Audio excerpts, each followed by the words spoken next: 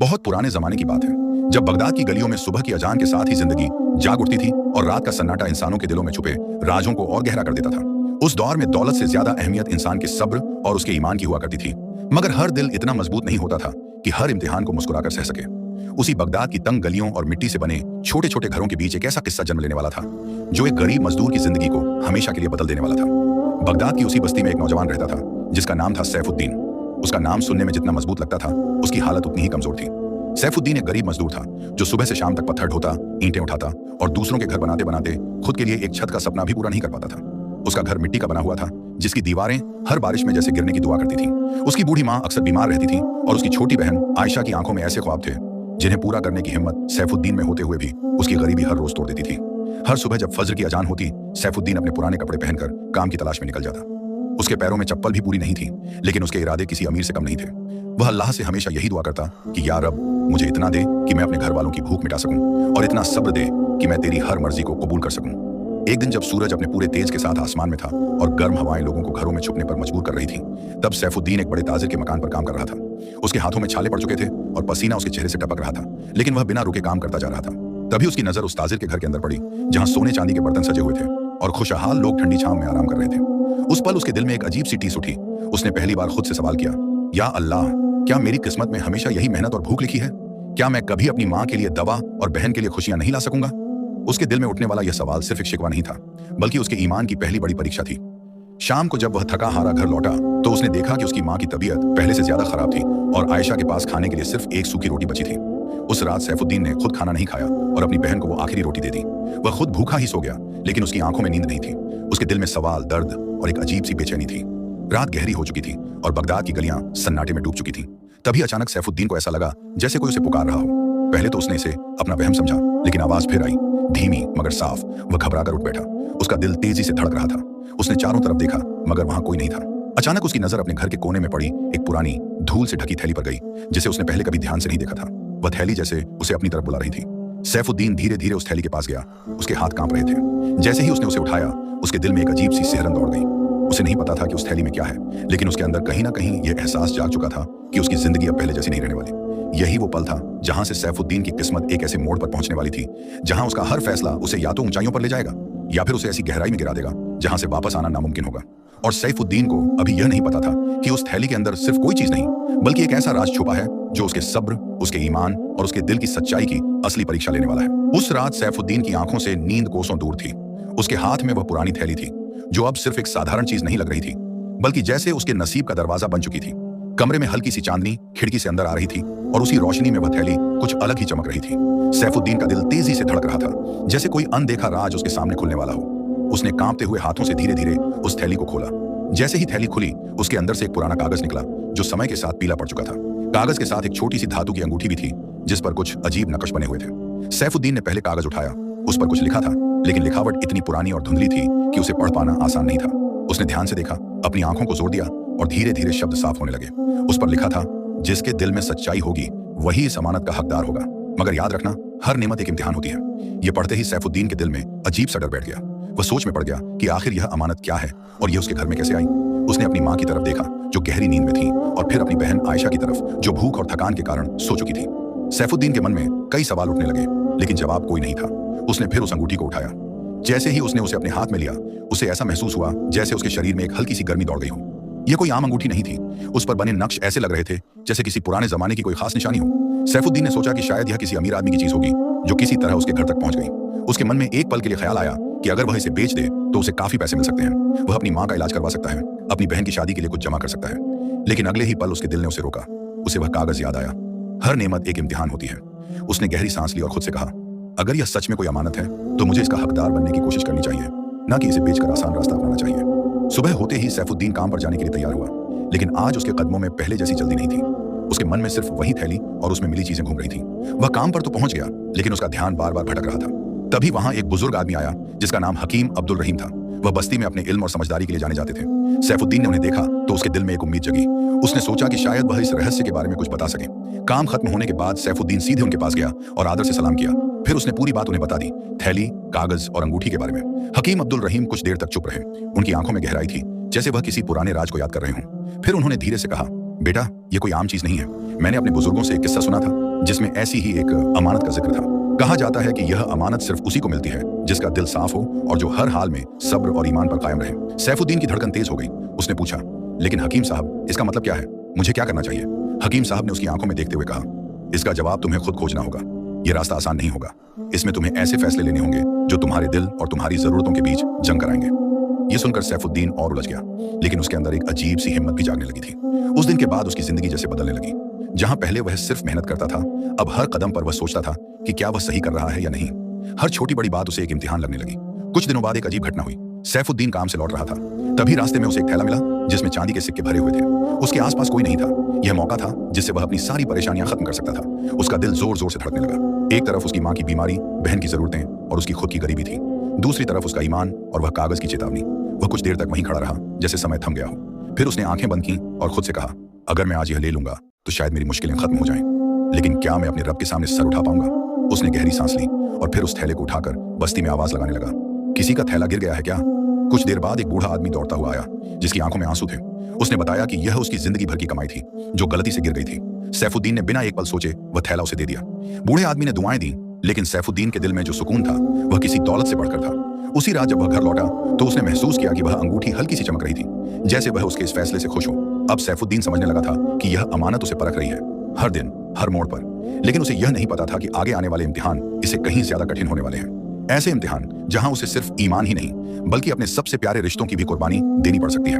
उसकी जिंदगी अब एक ऐसे रास्ते पर चल पड़ी थी जहां हर कदम पर या तो रोशनी थी या फिर अंधेरा, और सैफुद्दीन को यह फैसला खुद करना था कि वह किस तरफ जाएगा। सैफुद्दीन की जिंदगी अब पहले जैसी नहीं रही थी।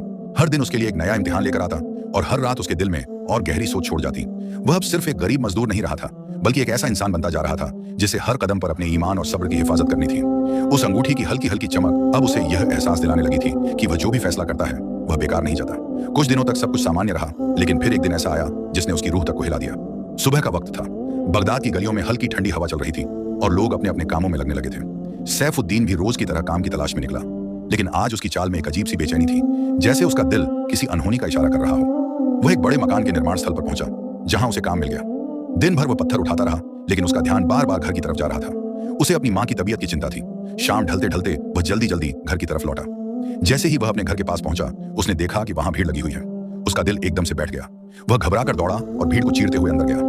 अंदर का नजारा देखकर उसकी सांसें रुक गईं। उसकी माँ जमीन पर लेटी हुई थी और आयशा रो रो कर बेहाल थी। सैफुद्दीन के हाथ से उसका सामान गिर गया। वह तुरंत अपनी माँ के पास बैठ गया और कांपती आवाज में बोला, अम्मी, ये क्या हो गया? आयशा ने आंसुओं के बीच कहा, भैया, अम्मी की तबीयत अचानक बहुत खराब हो गई। वो सांस भी ठीक से नहीं ले पा रही। सैफुद्दीन का दिल टूट गया। उसने अपनी माँ का सिर अपनी गोद में लिया। उनकी सांसें बहुत धीमी हो चुकी थीं। उस पल सैफुद्दीन के सामने उसकी पूरी जिंदगी जैसे खड़ी हो गई। उसकी गरीबी, उसकी मजबूरी और उसका ईमान सब एक साथ उसके दिल पर बोझ बनकर टूट पड़े।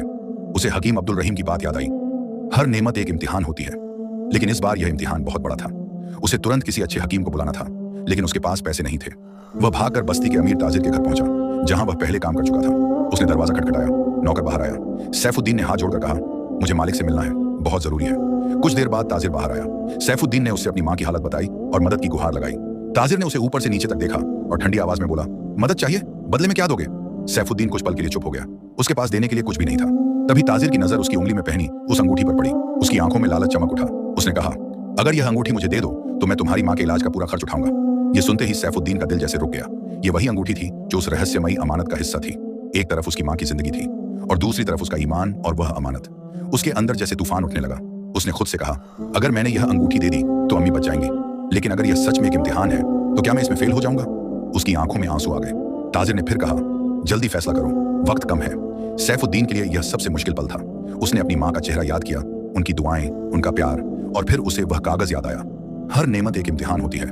उसने गहरी सांस ली और फिर उसने सिर झुका लिया। कुछ पल के लिए ऐसा लगा जैसे वह हार गया हो, लेकिन फिर उसने धीरे से कहा, माफ कीजिए, मैं यह अंगूठी नहीं दे सकता। ताजिर गुस्से से भर गया। उसने कहा, तो जाओ, अपनी माँ को मरने दो। यह सुनकर सैफुद्दीन का दिल चीर गया, लेकिन उसने अपने फैसले से पीछे हटना मंजूर नहीं किया। वह वापस भागा। उसके कदम लड़खड़ा रहे थे। उसकी आंखों से आंसू बह रहे थे। घर पहुंचते ही उसने अपनी माँ को देखा। उनकी हालत और बिगड़ चुकी थी। वह उनके पास बैठ गया और रोते हुए बोला, अम्मी, मैं आपको बचा नहीं पाया। लेकिन तभी उसकी माँ ने धीरे से अपनी आंखें खोली। उन्होंने कमजोर आवाज में कहा, बेटा, अल्लाह पर भरोसा रखो, उसने जो लिखा है वही होगा। यह सुनकर सैफुद्दीन के आंसू और तेज बहने लगे। उसने अपने दिल से दुआ की, या अल्लाह, अगर यह मेरा इम्तिहान है तो मुझे सब्र दे और मेरी अम्मी पर रहम कर। उस रात पूरा घर दुआओं से भर गया और तभी कुछ ऐसा हुआ जिसकी सैफुद्दीन ने कभी उम्मीद नहीं की थी। दरवाजे पर दस्तक हुई। आयशा ने दरवाजा खोला। बाहर एक अजनबी खड़ा था जिसकी आंखों में अजीब सी चमक थी। उसने कहा, मुझे खबर मिली है कि यहाँ कोई बीमार है, मैं हकीम हूँ। सैफुद्दीन हैरान रह गया। उसने उस आदमी को अंदर बुलाया। हकीम ने उसकी माँ का इलाज शुरू किया। कुछ ही देर में उनकी सांसें सामान्य होने लगी। सैफुद्दीन की आंखों में हैरानी और खुशी दोनों थी। उसने सोचा, जब मैंने सब छोड़ दिया तब अल्लाह ने खुद मदद भेज दी। उसकी आंखों से आंसू बहने लगे, लेकिन इस बार ये आंसू दुख के नहीं बल्कि शुक्र के थे। उसी रात जब वह सोया तो उसने महसूस किया कि वह अंगूठी पहले से ज्यादा चमक रही थी। अब उसे समझ आने लगा था कि असली ताकत दौलत में नहीं बल्कि ईमान और सब्र में होती है। लेकिन उसे यह नहीं पता था कि आगे आने वाला इम्तिहान उससे उसकी सबसे बड़ी कुर्बानी मांगने वाला है और वह कुर्बानी उसकी रूह तक को हिला देगी। उस रात के बाद सैफुद्दीन की दुनिया जैसे बदल चुकी थी, लेकिन यह बदलाव सिर्फ राहत का नहीं बल्कि एक गहरी जिम्मेदारी का था जो उसके दिल पर हर वक्त भारी रहती थी। जिस अजनबी हकीम ने उसकी मां की जान बचाई थी, वह सुबह होते होते बिना कुछ कहे चला गया, जैसे वह कोई इंसान नहीं बल्कि रहमत का एक जरिया था जिसे अल्लाह ने भेजा था। सैफुद्दीन बार बार उस पल को याद करता जब उसने अंगूठी देने से इनकार किया था और फिर अचानक मदद उसके दरवाजे पर आ खड़ी हुई थी। यह सोचकर उसकी रूह कांप उठती कि अगर वह उस वक्त अपने ईमान से समझौता कर लेता तो शायद यह रहमत कभी न मिलती। अब उसके अंदर एक नई ताकत थी, लेकिन साथ ही एक अजीब सा डर भी, क्योंकि अब वह समझ चुका था कि यह अमानत सिर्फ कोई रहस्य नहीं बल्कि एक सिलसिला है जिसमें हर कदम पर उसे परखा जाएगा और हर बार इम्तिहान पहले से ज्यादा कठिन होगा। अगले कुछ दिन शांति से गुजरे। उसकी मां की तबीयत धीरे धीरे सुधरने लगी और आयशा के चेहरे पर भी मुस्कान लौट आई। मगर सैफुद्दीन के दिल में एक अजीब सी बेचैनी बनी रही, जैसे कोई तूफान आने से पहले की खामोशी हो। एक शाम जब सूरज ढल रहा था और आसमान हल्के लाल रंग में रंग चुका था, सैफुद्दीन काम से लौट रहा था कि रास्ते में उसे वही हकीम अब्दुल रहीम दिखाई दिए जो पहले भी उसे उस अमानत के बारे में बता चुके थे। सैफुद्दीन तुरंत उनके पास गया और आदर से सलाम किया। उसकी आंखों में अब पहले से ज्यादा सवाल थे। हकीम साहब ने उसे गौर से देखा और जैसे उसके दिल की हालत समझ गए, उन्होंने धीमी आवाज में कहा कि बेटा, लगता है तुम्हारा इम्तिहान अब और गहरा होने वाला है। यह सुनकर सैफुद्दीन का दिल धड़क उठा। उसने पूछा कि आखिर यह सब क्या है? यह अंगूठी क्यों उसे हर बार किसी फैसले की तरफ धकेलती है? और वह अजनबी हकीम कौन था जिसने बिना मांगे उसकी मदद की? हकीम साहब कुछ देर तक खामोश रहे, फिर बोले कि दुनिया में कुछ अमानतें ऐसी होती हैं जो हर किसी को नहीं मिलती, और जब मिलती हैं तो वह इंसान को या तो बहुत ऊंचा उठा देती है या फिर उसे तोड़ देती है। उन्होंने बताया कि यह अंगूठी एक पुराने वक्फ की निशानी है जिसे ऐसे इंसान को दिया जाता है जो अपने नफ्स पर काबू रख सके और हर हाल में अल्लाह पर भरोसा बनाए रखे। लेकिन इसके साथ एक राज भी जुड़ा होता है, और वह राज यह है कि जैसे जैसे इंसान इस अमानत के काबिल साबित होता है, उसके सामने दुनिया की सबसे बड़ी लालच और सबसे गहरे डर एक साथ खड़े किए जाते हैं। सैफुद्दीन यह सुनकर सन्न रह गया। उसे लगा जैसे उसके अंदर की बेचैनी अब शब्दों में बदल चुकी हो। उसने डरते हुए पूछा कि क्या इसका कोई अंत भी है या यह सिलसिला यूं ही चलता रहेगा? हकीम साहब ने उसकी तरफ देखा और कहा कि हर इम्तिहान का एक अंत होता है, लेकिन उससे पहले इंसान को खुद को पहचानना पड़ता है, और यही सबसे मुश्किल हिस्सा होता है। उस दिन के बाद सैफुद्दीन ने खुद को और मजबूत बनाने की कोशिश शुरू कर दी। वह हर काम पूरी ईमानदारी से करता, किसी का हक नहीं मारता और हर मुश्किल में सब्र से काम लेता। लेकिन जितना वह मजबूत होता जा रहा था, उतनी ही उसकी परीक्षाएं भी कठिन होती जा रही थी। एक दिन बस्ती में खबर फैली कि शहर का एक बड़ा अमीर ताजिर अपने कारखाने के लिए मजदूरों की तलाश कर रहा है, और जो वहां काम करेगा उसे अच्छा खाना और अच्छी मजदूरी मिलेगी। यह सुनकर सैफुद्दीन के दिल में उम्मीद जगी, क्योंकि इससे वह अपने घर की हालत सुधार सकता था। वह अगले ही दिन उस ताजिर के पास पहुंचा। वहां बहुत भीड़ थी, हर कोई उस काम को पाना चाहता था। सैफुद्दीन भी लाइन में खड़ा हो गया, लेकिन तभी उसकी नजर एक बूढ़े कमजोर आदमी पर पड़ी जो भीड़ के कारण बार बार गिर रहा था और कोई उसकी मदद नहीं कर रहा था। सैफुद्दीन के सामने फिर वही सवाल खड़ा हो गया। अगर वह उस बूढ़े की मदद करता तो शायद वह लाइन से बाहर हो जाता और काम खो देता, और अगर वह चुप रहता तो उसे काम मिल सकता था। उसके अंदर फिर वही जंग शुरू हो गई, जरूरत और इंसानियत की जंग। कुछ पल के लिए उसने आंखें बंद की और फिर बिना सोचे वह लाइन से बाहर निकल गया और उस बूढ़े आदमी को सहारा देने लगा। उसने उसे पानी पिलाया और आराम से बैठाया।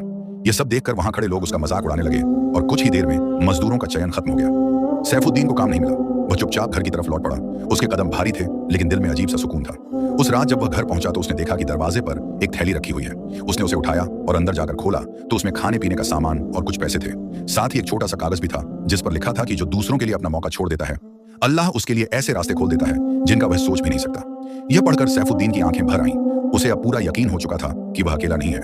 हर कदम पर कोई उसे देख रहा है, परख रहा है और सही राह पर चलने में उसकी मदद भी कर रहा है। लेकिन इसी के साथ उसके दिल में एक नया डर भी पैदा हो गया था, क्योंकि अब वह समझ चुका था कि जितना बड़ा इनाम होता है उससे पहले उतना ही बड़ा इम्तिहान आता है, और शायद उसका सबसे कठिन इम्तिहान अभी बाकी था। एक ऐसा इम्तिहान जो उससे सिर्फ उसकी मेहनत या उसकी सोच नहीं बल्कि उसके दिल का सबसे प्यारा हिस्सा मांगने वाला था। और उस पल के आने से पहले ही उसकी रूह कांप उठी थी, क्योंकि वह नहीं जानता था कि जब वह वक्त आएगा तो क्या वह अपने ईमान पर उतना ही कायम रह पाएगा जितना अब तक रहा है, या फिर कहीं वह भी उन लोगों की तरह टूट जाएगा जो रास्ते के बीच में ही हार मान लेते हैं। और यही सोचते सोचते वह रात की गहराई में खो गया, जहां खामोशी तो थी, लेकिन उस खामोशी के पीछे आने वाले तूफान की आहट साफ सुनाई दे रही थी। उस रात के बाद सैफुद्दीन की रूह में जैसे एक अजीब सी खामोशी बस गई थी, लेकिन यह खामोशी सुकून की नहीं बल्कि आने वाले तूफान की आहट से भरी हुई थी, क्योंकि अब वह समझ चुका था कि उसकी जिंदगी में जो कुछ हो रहा है वह सिर्फ इत्तेफाक नहीं बल्कि एक सिलसिला है। एक ऐसा सिलसिला जिसमें हर मोड़ पर उसे परखा जा रहा है और हर बार उसे पहले से ज्यादा बड़ा फैसला लेने की उम्मीद की जा रही है।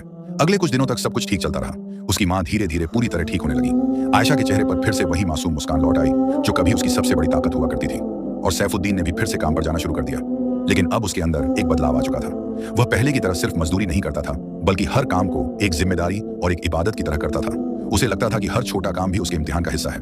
मगर जिंदगी कभी लंबे समय तक एक जैसी नहीं रहती, और वह दिन भी आ गया जब उसका सबसे कठिन इम्तिहान उसके सामने खड़ा होने वाला था। एक सुबह जब वह काम पर जाने की तैयारी कर रहा था, तभी बस्ती में हलचल मच गई। लोग इधर उधर भाग रहे थे और हर तरफ डर और बेचैनी का माहौल था। सैफुद्दीन ने एक आदमी को रोककर पूछा तो पता चला कि शहर के कुछ सिपाही बस्ती में आए हैं और वे किसी खास चीज की तलाश कर रहे हैं। यह सुनकर सैफुद्दीन के दिल की धड़कन तेज हो गई, क्योंकि उसे अचानक अपनी उस रहस्यमयी अंगूठी और थैली का ख्याल आ गया। उसने तुरंत घर के अंदर जाकर वह थैली छुपा दी और खुद को संभालते हुए बाहर आ गया। कुछ ही देर में सिपाही उसके घर के सामने आ खड़े हुए। उनके साथ एक कठोर चेहरे वाला अधिकारी था, जिसकी आंखों में शक साफ झलक रहा था। उसने सैफुद्दीन को घूरते हुए कहा कि उन्हें खबर मिली है कि इस बस्ती में किसी के पास एक कीमती और रहस्यमयी चीज है और वह उसे हर हाल में ढूंढ निकालेंगे। सैफुद्दीन का गला सूख गया, लेकिन उसने अपने चेहरे पर कोई डर नहीं आने दिया। उसने शांत आवाज में कहा कि उसे इस बारे में कुछ नहीं पता। सिपाहियों ने उसके घर की तलाशी लेनी शुरू कर दी। हर कोना खंगाला गया, हर चीज उलट पुलट दी गई, लेकिन उन्हें कुछ नहीं मिला। सैफुद्दीन के दिल की धड़कन हर पल तेज होती जा रही थी। उसे लग रहा था कि अगर वह थैली मिल गई तो सब कुछ खत्म हो जाएगा। लेकिन अल्लाह की रहमत से सिपाहियों को कुछ भी हाथ नहीं लगा। जब वे जाने लगे तो वह अधिकारी रुका और सैफुद्दीन के पास आकर बोला कि अगर उसने कुछ छुपाया है और बाद में पता चला तो उसके लिए अंजाम बहुत बुरा होगा। यह कहकर वह चला गया, लेकिन उसके शब्द सैफुद्दीन के दिल में डर की तरह बैठ गए। उस दिन के बाद सैफुद्दीन और ज्यादा सतर्क हो गया। अब उसे समझ आ गया था कि यह अमानत सिर्फ उसे परख ही नहीं रही, बल्कि उसे खतरे में भी डाल रही है। लेकिन असली इम्तिहान अभी बाकी था। कुछ दिनों बाद एक और घटना हुई जिसने उसकी जिंदगी को हिलाकर रख दिया। उसकी बहन आयशा अचानक गंभीर रूप से बीमार पड़ गई। उसकी हालत इतनी खराब हो गई कि वह बिस्तर से उठ भी नहीं पा रही थी। उसकी आंखों की चमक बुझने लगी थी और उसकी सांसें भारी हो गई थीं। सैफुद्दीन का दिल टूट गया। उसने हर जगह दौड़ लगाई, हर हकीम के पास गया, लेकिन सबने एक ही बात कही कि इलाज संभव है, लेकिन बहुत महंगा है। उसके पास इतने पैसे नहीं थे। अब उसके सामने वही सवाल फिर खड़ा हो गया, लेकिन इस बार पहले से कहीं ज्यादा दर्दनाक। एक तरफ उसकी बहन की जिंदगी थी और दूसरी तरफ वह अमानत। वह पूरी रात जागता रहा। उसकी आंखों से आंसू बहते रहे। उसने उस अंगूठी को अपने हाथ में लिया और उसे घूरते हुए बोला, अगर तू सच में मेरी परीक्षा ले रही है तो बता, मैं क्या करूं?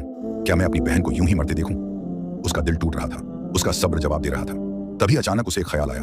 उसे वह ताजिर याद आया जिसने पहले उसकी मां के इलाज के बदले अंगूठी मांगी थी। शायद इस बार वह और ज्यादा कीमत देने को तैयार हो। अगली सुबह सैफुद्दीन सीधे उसके पास पहुंचा। ताजिर ने उसे देखा और मुस्कुराया, जैसे उसे पहले से ही पता हो कि वह क्यों आया है। उसने कहा, लगता है इस बार तुम खुद अपनी मर्जी से आए हो। सैफुद्दीन ने भारी दिल से कहा कि उसकी बहन की जान खतरे में है और उसे पैसों की जरूरत है। ताजिर ने बिना देर किए कहा कि वह उसकी मदद करेगा, लेकिन बदले में उसे वह अंगूठी चाहिए। इस बार सैफुद्दीन के लिए फैसला और भी कठिन था। उसकी आंखों के सामने आयशा का चेहरा घूम रहा था। उसकी कमजोर सांसें, उसकी मासूम आंखें, वह टूटने लगा था। उसने अपने दिल से पूछा, क्या ईमान का मतलब यह है कि मैं अपने अपनों को मरने दूं? उसके अंदर की आवाजें आपस में टकराने लगी। एक आवाज कहती थी कि यह मौका है, इसे ले लो और अपनी बहन को बचा लो। दूसरी आवाज कहती थी कि अगर यह इम्तिहान है तो इसमें भी सब्र रखना होगा। उसकी आंखों से आंसू बहने लगे। वह जमीन पर बैठ गया। उसका सिर झुक गया। कुछ देर बाद उसने खुद को संभाला। वह खड़ा हुआ और ताजिर की आंखों में देखते हुए बोला, मैं मजबूर हूं, लेकिन मैं अपना ईमान नहीं बेच सकता। यह कहते हुए उसकी आवाज कांप रही थी, लेकिन उसके शब्द मजबूत थे। ताजिर ने गुस्से में उसे धक्का देकर बाहर निकाल दिया। सैफुद्दीन टूट चुका था, लेकिन उसने अपने फैसले से समझौता नहीं किया। वह घर लौटा। उसकी चाल लड़खड़ा रही थी। उसने आयशा को देखा, जो अब बेहद कमजोर हो चुकी थी। वह उसके पास बैठ गया और उसका हाथ पकड़ लिया। उसने रोते हुए दुआ की, या अल्लाह, अगर तू मुझे आजमा रहा है तो मुझे हिम्मत दे, लेकिन मेरी बहन पर रहम कर। उस रात सैफुद्दीन ने अपनी जिंदगी की सबसे दर्दनाक घड़ियां देखी। लेकिन ठीक उसी वक्त जब सब कुछ खत्म होता हुआ लग रहा था, दरवाजे पर फिर दस्तक हुई। इस बार दस्तक पहले से ज्यादा मजबूत थी। सैफुद्दीन ने कांपते हुए दरवाजा खोला और जो उसने देखा उसे देखकर उसकी आंखें हैरानी से फैल गईं, क्योंकि इस बार दरवाजे पर सिर्फ कोई इंसान नहीं, बल्कि उसकी किस्मत का एक नया मोड़ खड़ा था। और यह मोड़ उसकी जिंदगी को हमेशा के लिए बदलने वाला था। दरवाजा खुलते ही सैफुद्दीन की आंखें जैसे ठहर सी गईं। उसके सामने एक शख्स खड़ा था जिसकी मौजूदगी में एक अजीब सी गरिमा और सुकून था। उसका चेहरा सादा था, लेकिन उसकी आंखों में ऐसी गहराई थी जैसे वह सैफुद्दीन के दिल के हर राज को बिना कहे समझ सकता हो। उसने अंदर कदम रखा और बिना ज्यादा सवाल किए सीधा आयशा के पास गया। सैफुद्दीन का दिल जोर जोर से धड़क रहा था। उसे समझ नहीं आ रहा था कि यह कौन है और कैसे उसकी मदद कर सकता है, लेकिन उस शख्स की चाल और उसके अंदाज में एक ऐसा यकीन था जिसने सैफुद्दीन को खामोश कर दिया। उसने धीरे से आयशा की नब्ज़ देखी, उसकी आंखों में देखा और फिर अपनी पोटली में से कुछ जड़ी बूटियां और एक छोटी शीशी निकाली। उसने बहुत एहतियात से दवा तैयार की और आयशा को पिला दी। कुछ ही पलों में कमरे का माहौल बदलने लगा। आयशा की सांसें, जो अब तक टूटती हुई लग रही थीं, धीरे धीरे संभलने लगी। सैफुद्दीन की आंखों में उम्मीद की एक किरण चमकी, लेकिन साथ ही उसका दिल डर से भी भरा हुआ था, क्योंकि अब उसे यकीन हो चुका था कि यह सब सामान्य नहीं है। यह सब उसी अमानत और उस अंगूठी से जुड़ा हुआ है। वह शख्स उठकर सैफुद्दीन के पास आया और बिना किसी भूमिका के बोला कि हर बार जब तुम अपने ईमान को बचाते हो, तुम्हारे लिए एक रास्ता खोला जाता है, लेकिन हर रास्ता तुम्हें मंजिल के और करीब भी ले जाता है और इम्तिहान को और मुश्किल भी बना देता है। यह सुनकर सैफुद्दीन के शरीर में एक सिहरन दौड़ गई। उसने कांपती आवाज में पूछा कि यह सब कब तक चलेगा और आखिर उसका अंजाम क्या होगा। उस शख्स ने हल्की सी मुस्कान के साथ कहा कि अंजाम हमेशा इंसान के फैसलों में छुपा होता है। अगर फैसले सच्चे हों तो अंजाम रहमत बनता है, और अगर कमजोर पड़ जाएं तो वही अंजाम अजा बन जाता है। इतना कहकर वह शख्स जाने लगा, लेकिन दरवाजे पर रुककर उसने पीछे मुड़कर एक आखिरी बात कही कि अब जो आने वाला है उसके लिए खुद को तैयार रखना, क्योंकि अगला इम्तिहान तुम्हारे दिल के सबसे करीब होगा। और यह कहकर वह चला गया। सैफुद्दीन कुछ देर तक वहीं खड़ा रह गया, जैसे उसके पैरों में जान ही ना हो। फिर उसने तुरंत आयशा की तरफ देखा। उसकी हालत पहले से बेहतर थी, उसकी सांसें सामान्य हो रही थीं। यह देखकर उसकी आंखों से आंसू बह निकले, लेकिन इस बार यह आंसू राहत और हैरानी दोनों के थे। उसने सजदे में गिरकर अल्लाह का शुक्र अदा किया, लेकिन उसके दिल में अब एक नया डर घर कर चुका था, क्योंकि वह समझ चुका था कि जितनी बार वह इम्तिहान में कामयाब होगा, अगली बार उसे उतनी ही बड़ी कुर्बानी मांगी जाएगी। अगले कुछ दिन सुकून से गुजरे, लेकिन यह सुकून अस्थायी था। सैफुद्दीन अब हर छोटी आवाज, हर हलचल को ध्यान से देखने लगा था, जैसे वह किसी अनदेखे खतरे का इंतजार कर रहा हो। एक दिन जब वह काम से लौट रहा था तो उसने देखा कि बस्ती के बाहर कुछ अजनबी लोग खड़े हैं। उनके कपड़े और उनका हाव भाव साफ बता रहा था कि वे आम लोग नहीं हैं। उनमें से एक की नजर सीधे सैफुद्दीन पर पड़ी, और उस नजर में एक अजीब सी पहचान थी, जैसे वह उसे पहले से जानता हो। सैफुद्दीन का दिल धक से रह गया। उसने नजरें झुका लीं और तेज कदमों से घर की तरफ बढ़ गया, लेकिन उसे महसूस हो रहा था कि कोई उसका पीछा कर रहा है। वह घर पहुंचा और दरवाजा बंद कर लिया। उसकी सांसें तेज हो रही थीं। उसने तुरंत उस थैली और अंगूठी को देखा, जो अब तक उसकी सबसे बड़ी जिम्मेदारी बन चुकी थी। उसे लग रहा था कि अब बात सिर्फ इम्तिहान की नहीं रही, बल्कि खतरा उसके बहुत करीब आ चुका है। उसी रात जब सब सो गए, सैफुद्दीन की आंख खुली तो उसने महसूस किया कि घर के बाहर हल्की सी आहट हो रही है। वह धीरे से उठा और दरवाजे के पास जाकर सुनने लगा। बाहर कुछ लोगों की धीमी आवाजें आ रही थीं। वे उसी चीज के बारे में बात कर रहे थे जो उसके पास थी। अब सैफुद्दीन को पूरा यकीन हो गया कि यह लोग उसी अमानत की तलाश में हैं। उसके माथे पर पसीना आ गया। उसने पहली बार महसूस किया कि यह जिम्मेदारी उसकी जान और उसके परिवार की सुरक्षा के लिए खतरा बन चुकी है। उसके अंदर फिर वही जंग शुरू हो गई। क्या वह इस अमानत को कहीं दूर फेंक दे ताकि सब खतरा खत्म हो जाए, या फिर वह इसे संभाल कर अपने इम्तिहान को पूरा करे। उसका दिल तेजी से धड़क रहा था। उसने खिड़की से झांक कर देखा तो कुछ साए उसके घर के आसपास घूम रहे थे। उसकी सांस रुक गई। वह समझ गया कि अब वक्त बहुत कम है और फैसला बहुत बड़ा। उसने अपनी माँ और बहन की तरफ देखा, जो बेखबर सो रही थी, और फिर उस अंगूठी को हाथ में लेकर आंखें बंद कर ली। उसके दिल में सिर्फ एक ही दुआ थी कि या अल्लाह मुझे सही रास्ता दिखा, चाहे वह कितना भी मुश्किल क्यों ना हो। और उसी पल उसे अपने अंदर एक अजीब सी मजबूती महसूस हुई, जैसे किसी ने उसके दिल में हिम्मत भर दी हो। उसने फैसला कर लिया कि वह भागेगा नहीं, वह छुपेगा नहीं, बल्कि इस इम्तिहान का सामना करेगा, चाहे अंजाम कुछ भी हो। लेकिन उसे यह नहीं पता था कि जो कदम वह उठाने जा रहा है वह उसकी जिंदगी को ऐसे मोड़ पर ले जाएगा जहां से वापस लौटना नामुमकिन होगा, और जहां उसे सिर्फ अपने ईमान ही नहीं बल्कि अपने सबसे प्यारे रिश्तों की भी कीमत चुकानी पड़ सकती है। और इसी सोच के साथ वह रात के अंधेरे में बैठा रहा। उसकी आंखें खुली थीं, लेकिन दिल में तूफान था, क्योंकि अब कहानी उस मुकाम पर पहुंच चुकी थी जहां हर अगला पल या तो उसे बना देगा या हमेशा के लिए तोड़ देगा। उस रात के बाद सैफुद्दीन ने एक भी पल चैन से नहीं बिताया।